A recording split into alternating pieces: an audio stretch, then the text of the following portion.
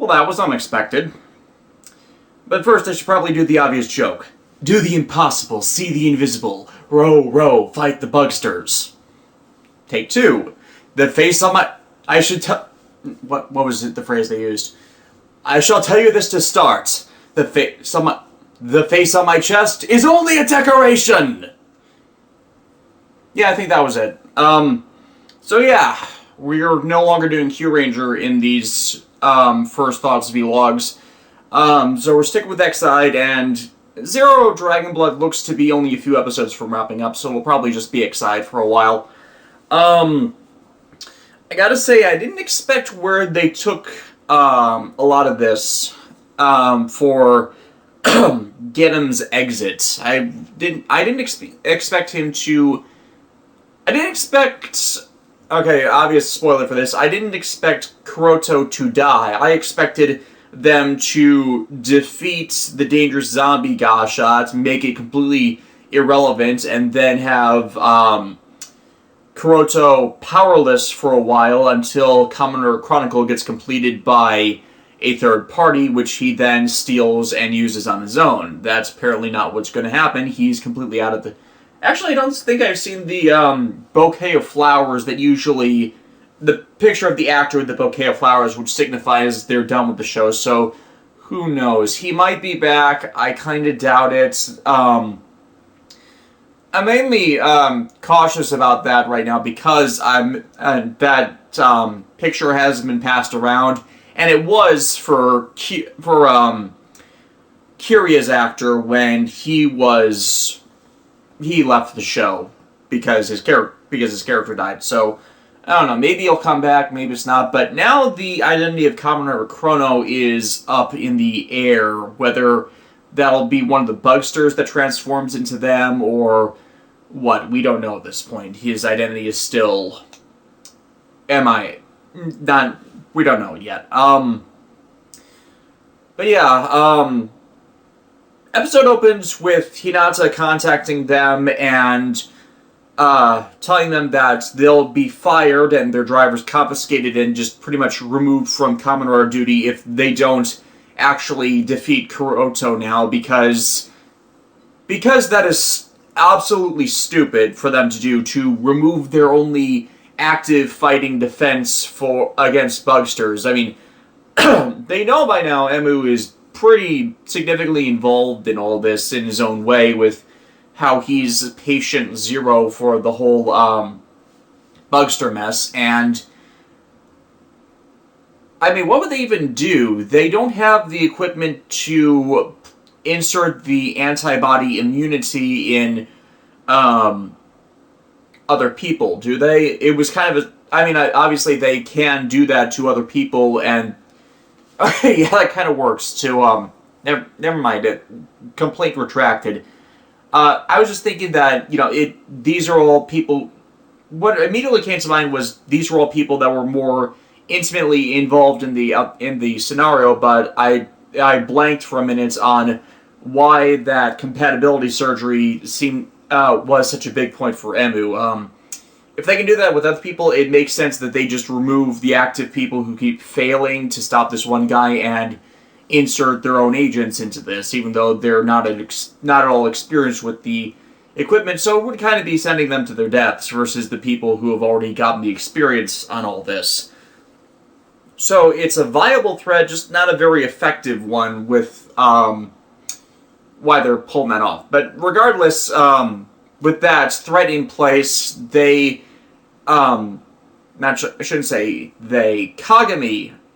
comes up with a plan to get the new Gasha to work, and it's from going over Kiria's notes and his research into how to turn the bugster virus against itself by rewriting its coding, because you can do that with both computer programs and with viruses. It's actually how you make retroviruses to speed up the destruction of a virus or help build an immunity.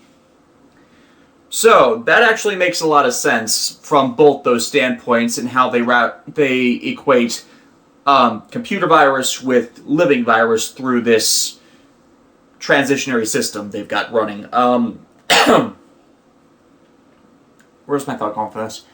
So he looks through Kiria's notes and finds that they're all inevitably tied to Emu, and that gets them to remember that Emu before this created his own Gashat through the experimental Gashat Parad gave to him to create Mighty Brothers from his own imagination.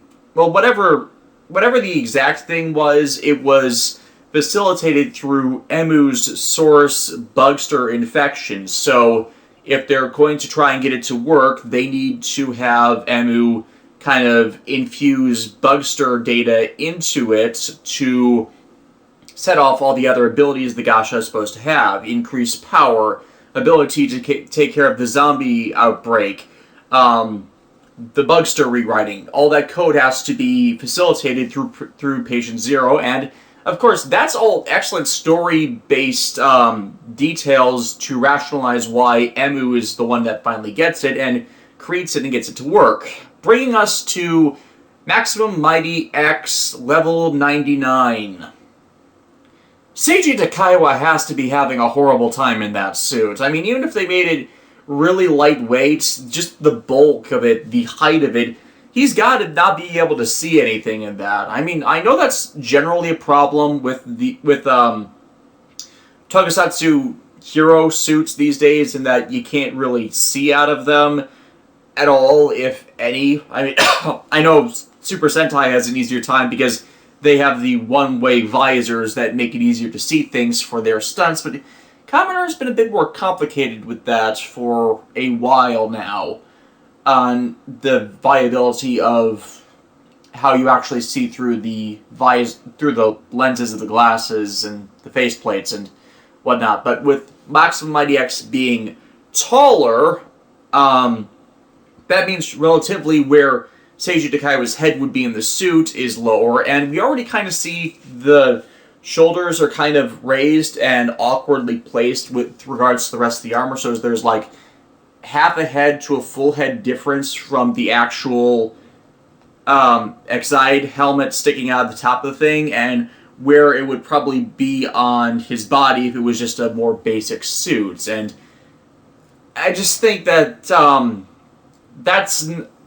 I know what they're trying to do with this. They're trying to do a Kachidoki, cast off this armor to reveal the final form kind of thing, but it really is far over bulky for that. Especially, okay, I shouldn't say especially. I get what they were trying to go with it. It's like a ride armor. It's based on the ride armors from the Mega Man X series, and apparently some type of armor you put on Kirby in one of Kirby's games. I'm blanking on the name of the actual game that does it because I do not follow the Kirby series. So, yeah, I get what they were going for it, but that cannot make for a good time for Seiji Takaiwa in the suit, and already just from the first episode it appears, we are seeing some problems with it in how it's awkward for them to shoot with due to its increased size, scale, and bulk, where to do anything elaborate, they're just having to create a CGI version of the suit, and the CGI for it makes it pretty damn obvious what the problem is, and of course, since they have the CGI to do anything elaborate with it, it's just going to increase costs for the show in comparison. Yeah, because Takaiwa's not doing good in that suit because of how large it is. I just keep coming back to that. Kachidoki, in my opinion, worked for Gaim because it was based on real armor. It was bulkier than the standard suits, but it wasn't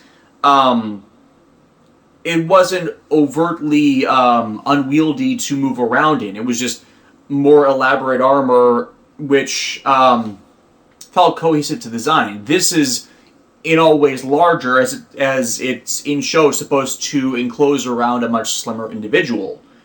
So I do kind of like its look. It's just that I don't think they're going to do effective stunt work with it due to that bulk. But they show its power pretty immediately in removing Genum's immortality and that of the Bugster minions it spawns, and that sets him off because part of what was going on with Genum was the immortality was his cheat to survive no matter what until he got his goal. So even if everyone else got insane power-ups, even if Paradox could kick his ass once they completed his level 50 Gosh Shot, he would still be able to be out there and exist until his until the Chronicle was complete. And this completely screwed over his entire plan, so now he's panicking and acting even more like a zombie than before with his prior fixation. Hell, I really got to do it with the costume and makeup department for this one, in how he almost is a zombie. Combined with Kuroto's actor's performance here, actually selling the more rage virus-y kind of zombie for him with his movements, mannerisms. It almost looks like he walked out of a not Cesar Romero, that was the Joker from the 60s series, but I'm forgetting the name of the classic zombie movie director. Yeah, I can't remember it off the top of my head. Black and white era. Possibly Dawn of the Living Dead, the original version. I really am blanking on the movie I'm thinking of with this. But yeah, he looks more like an old-time zombie versus the Walking Dead slowly decomposing, or Zombieland where they're covered in blood and guts. It's more like a roughed-up person acting like an insane lunatic kind of zombie, which were more popular back then when they had less options for stuff. But like I said, I think it works. So since Kuroto is manic to complete Chronicle now that his immortality is out of there, he just infects people en masse with Doremi Fabit and Dragon Knight Hunter in hopes that the Bugsters will manifest before they get to him. The Bugsters do not manifest before they get to him. When I was thinking about this, though, and how he only needs those two Bugsters to complete the Chronicle, one, I think I mentioned it last week, it made for a return for Graphite for to partner with Powerad, which kind of mediates another issue I had from the other part of the show where Graphite was there and just didn't do anything aside from get his ass handed to him for much of it. So if they're actually bringing him back, short or long term, it gives a bit more of a punch to him having a role in the show beyond being the Bugster that caused Taiga to lose his license and Kagami to lose his girlfriend. Hell, it might facilitate finally fixing that weak links thing that all the things around Saki inevitably result from with that. The other thing I was worried about is was Kuroto shortcutting a Bugster manifestation and just going after Asuna in the CR. Hell, that could have been part of why he wanted to get into the CR last episode, because Asuna is already a manifested Bugster from Doremi Fabit. Instead, I think what they're doing from the preview information is the Doremi Fabit Bugster that's going to manifest is going to be an evil clone of Asuna, which would be interesting to see if that's what they're really doing with it. Or they could go the less pleasant route of Asuna being a Bugster infiltrating them and is actually a double agent. I would really not like if that was what ended up happening, but it would be a curious thing since we know by this point she's becoming Kamen Rider Poppy with her own special Gashat. So it would be odd to see that what we think is going to be an allied rider supporting the other three is actually an enemy rider for the enemy faction that is going to be an ally of Paradox and possibly Chrono to make it a 3-on-3 versus battle for the big game. I really hope, though, that is not what happens, because that would just be sad. I mean, we've already had issues the last several years, not exactly the last several years, but the Heisei era of Kamen Rider in its entirety with its treatment of female Kamen Riders. I mean, look, we only had 3 that haven't died, and that is a terrible track record for that. And the second we saw the previews for Kamen Rider Poppy, almost everyone immediately thought, oh crap, she is so dead. And the consensus is, we don't want to see that anymore. We've had it done to death. We would like more female riders to survive, or at the very least, if they're depowered, not die as a result of their depowering. So, now that I'm seeing that as a potential way they're going with this, I'm questionable on whether Exide's improvements in fixing the problems of its early arcs aren't just going to lead to people raging at it if that's what ends up happening. The Asuna actually turning out to be evil thing. But yeah, Kuroto doesn't get a chance to go after any more bugsters because the riders come back and confront him. Some intermittent scenes from this that I felt were really good were Emu's resolve to be a doctor before he is a Kamen Rider, with stopping himself short of depleting Kuroto's life gauge once it's refilled, because he's a doctor, Hippocratic Oath, the sanctity of life and all that. And, you know, it's a good reason for him to not do that. They're in a situation where they don't need him to take a life, and that's not a required sacrifice of self to stop the conflict he's in the middle of, as they can just kick his ass, steal his driver and Gashat, or as Emu ends up doing as part of showcasing Maximum Mighty X's powers, is to do just as Curious suggested in his notes, and what the data of the Bugster data rewriting capabilities of the form were showcased to do in the first place, especially with how it made Genom have a life gauge to break the immortality glitch. He removes the Bugster antibodies from his system that allows him to interface with the gaming drivers and the Buggle drivers. So, not so much they need to kill him, but he is no longer a threat, because he no longer has the capability to transform, and because of that antibody being lost, I'm assuming he can't undergo the compatibility surgery again, because he's now been immunized to the Bugster virus in its entirety, which to me would make sense for why this is the big slam the win button against this threat that it's treated as.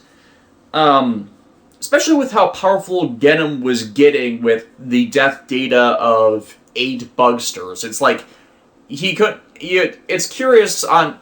It's not curious, it's... I wonder how much stronger he could have gotten, since just getting to 8 of them put him on a power tier that left him outclassing level 20 and on par, if not slightly stronger than level 50. So, was he in the level 60 to 80 range, or like with every Bugster he was absorbing that, was he actually getting stronger, like was implied the last few episodes? Or was it just him not taking as much damage so could counterattack more powerfully against them? I don't know. I don't know why I'm dwelling on this, but regardless, the dangerous zombie is dead. Literally, with how Parad then comes in and steals the Bugster buckle, not the Bugster buckle, the Bug Visor, and injects all the death data that it's been taking from Kuroto all the deaths he's experienced and injects them all into him at once, so he's no longer immortal and dies. Game over. And, there's a Sakaki-like satisfaction from that. If you've seen my .hack GU videos, you know what I'm talking about. Where the big bad antagonist that's facilitated most of the villainy in the series up to that point has karma hit him hard and fast and get rid of him in the way that he was trying to manipulate the system. I don't think that quite works. I'm blanking on the words a lot. I want to use a lot today. Yeah, Kuroto is dead. I did not see that happening. Like I said earlier, I completely expected him to end up being Kamen Rider Chrono. Trading out since Kamen Rider Chrono and Kamen Rider Poppy both use the Bugster the Buggle Driver 2 for their transformations, and who would be developing that but the guy who is primarily using the Buggle Driver 1. Although it does lend more credence to whoever those two are. Okay, we know it's Asuna, that's the first one, but it would lend more credence to whoever Kamen Rider Chrono is to being a Bugster if that's what they're using as their transformation device. So yeah, Parad does this pretty much in vengeance for Kuroto's callousness, God complex, and breaking the rules of the game by which the Bugsters have been playing. So, it's pretty vindictive and shows that he has no care for life or existence beyond his own at all. It's all just a game to him, which makes him pretty damn sadistic, all things considered. Especially since we've seen him throughout the series, and lately Kamen Rider has not had villains that have lasted the entire series. They either get introduced late or take no active part in the series, so you don't really see them as the villain. Here, though, you see it more as an encroaching threat, where he's constantly in the background helping the more active antagonists, while... I should rephrase. We haven't had an antagonist this active in events in a while. Because... How should I rephrase this? Because otherwise they tend to hang back. They're not in the middle of the action like this. So finding that he's going to be the chief antagonist, I assume at this point, since he's the only one left on the field right now, is not so much surprising, but you didn't completely expect it in comparison to all of Kuroto's actions. The villainy thus far in the series has mostly revolved around him.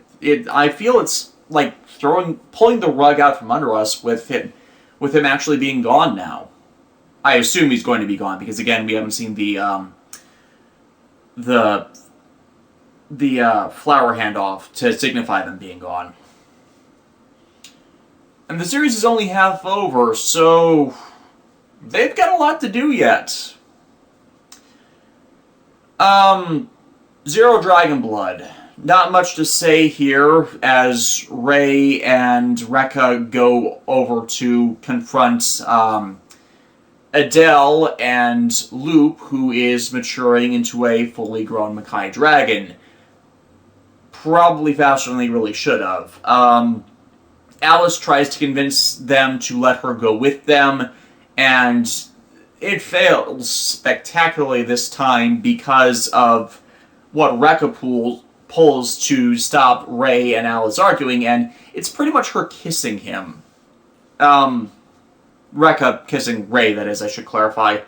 And now people are going to ship it. Now people are going to ship it very, very hard, even though there's the more obvious shipping with Alice, and to be honest, in that scene, it's it's obvious what Rekka was doing to just get Alice out of there, but then people are going to read into that, and I admit now that I have the idea in my head, I kind of ship it, because Alice has been a pain. I admit that. Last episode justified everything that's gone wrong with her the last few episodes by her being possessed or influenced by the Makai dragon into, kind of caring for it, obsessing over it, but, then we get back to this and the whiny acting of her actress, and the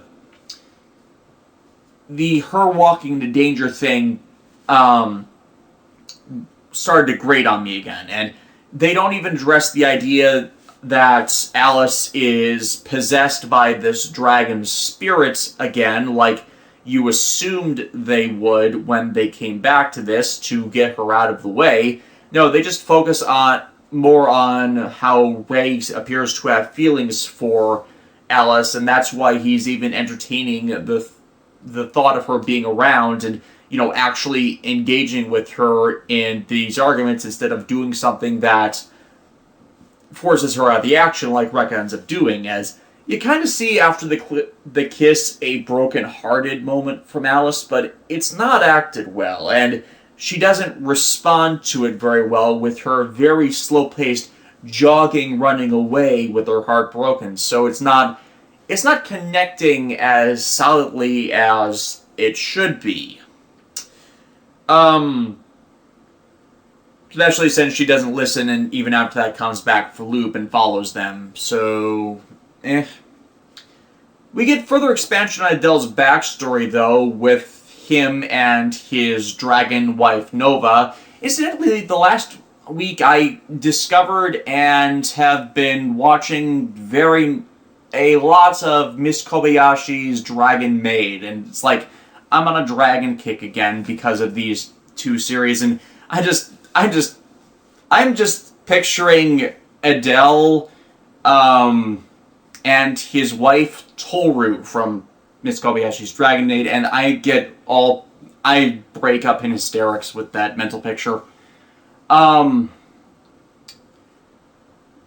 it is kind of that exact, okay, I shouldn't say that exact thing, but yeah, they show a lot of imagery of him being intimate, not sexually, but, close, and obvious signs that the two are romantically involved, and the whole dragon egg thing, the new dragon he's affecting being his actual kid, and all that, and, it's kind of tragic how they do all this with his reasons and motivations. The ancient Makai priests that just wanted to be more involved in their stupidity killed the love of his life so they could just get power, and it failed. It failed spectacularly, and other Makai Knights had to actually be created through completely different means than whatever they were presumably doing to the Makai dragon that would have given them powers. Like, would they be taking pieces of the dragon itself, like Adele does, and stab them into their bodies? What were they actually going to do with this? I mean, it's all told from Adele's perspective, so we get a context to why he is a villain, and it's good one at that, but we don't have any context to the reasoning behind why the Makai priests pulled this in the first place, and that kind of weakened things, as we don't understand the logic for why they would screw with a dragon. You do not screw with dragons, for you are small and fleshy and taste good with a bit of charbroiling. Yes. But we see that the reason why Adele was sealed in his crystal thing was actually Nova trying to protect him when she herself went nuclear to protect their baby and get rid of all the Makai priests that were after her and dying in the process.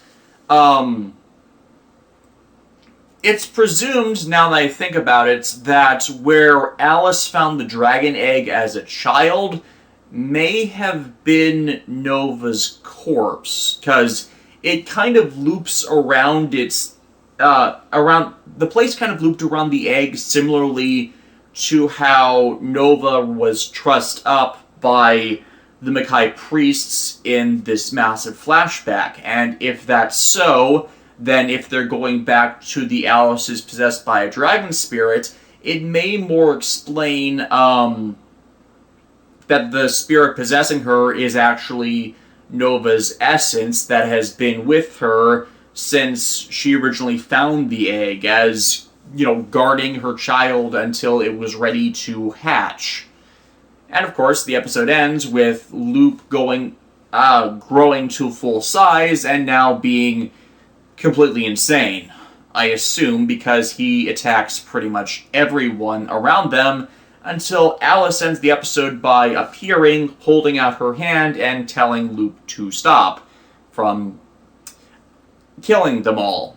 And it really was close to killing them all because, Adele is excited and gleeful. His child is fully grown into a mature dragon, and having it attack Ray and Rekka wrapped up in its tail, Ray being crushed under its foot, and then Loop's snout reaches out, and then he opens his mouth and chomps down on Adele, and it's I kind of saw this coming. I really kind of saw this coming, as almost every Garo villain dies through irony. We had this happen with Barago in the original series. We had this happen with Sigma in Makai Senki, at least until he came back for that utterly obnoxious final fight. We had that with Ring in Zero Black Blood, with how the irony was the song that soothed him was what gave Ray the power to finish him off, and I don't think we had it with Jinga, come to think of it, because he was kind of the genre-savvy villain that avoided that for the most part. So, okay, it's not consistent with all of them, but it's consistent with enough of the series that you kind of saw it coming, that their big scheme to destroy the world, or at least exterminate humans, or otherwise allow horrors to rule, was going to blow up in their face. And the only reason it doesn't this time is simply Alice showing up before Loop can actually eat his father, and that sounds all kinds of weird when you think about it. So yeah, this was decent for Zero Dragon Blood. Not bad like some of the earlier Alice stuff was, but not as good as the last time either, even though it is a bit heavier on the action. I'm curious how much longer this series is going to run, because it seems with Loop hatching into his mature form that they have more than entered their endgame. So is it going to be just next week's episode that's the last one, or do we have 2 more in total, or possibly 3? I doubt they're going to try for a full series run at this point, but it's middling on where they're going to end it at, because I haven't been seeing information about Zero Dragon Blood around and how long it's going to be yet. So yeah, that's pretty much it. Power Rangers movie tomorrow. I'm going to be seeing it. Going to be doing a vlog in the afternoon. Should be up by the later side of the evening. Might have guests. I have been having scheduling conflicts trying to get people to possibly discuss it with me. So I'll see what happens with that. As I'm recording this, I'm trying to get Zoolanger and the MMPR Season 1 reviews on YouTube. YouTube Content ID and copyright claims are battling me every stretch of the way, so I don't know how long it'll be until those actually get up, but they should definitely be up by tomorrow at the latest. So, with that all said, I will see you all, guys. I will see you... I can't talk today. I will see you all next week.